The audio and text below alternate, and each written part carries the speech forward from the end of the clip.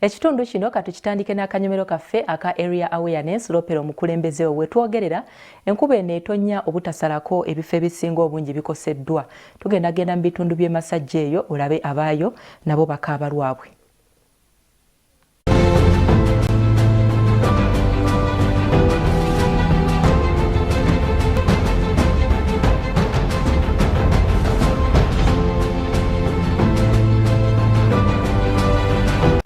Abeyo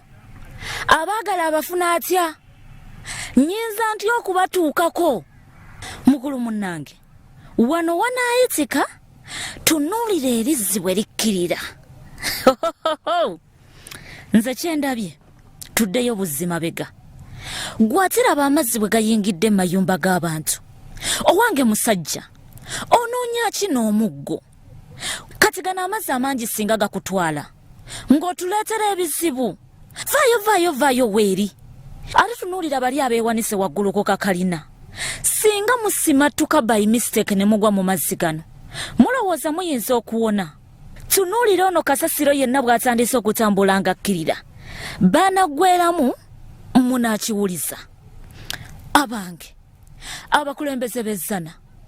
eno embeera muli basanyufu naye abantu bamwe gye bawangaaliramu temusobola kubataasa ku mazzi gano agabatawanya buli enkuba lw'etonnya sooka olaba akalippagano akali wano feno nga Soul TV wano we tuviiriddeyo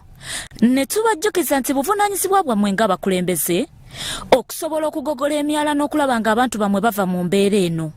okwewala okufuna endwadde n'ebirala ebiyinza okuddirira. Area awareness ne Sally Hakim buli lwakuna mu Munnyo ku 3 Soul TV omunnyo.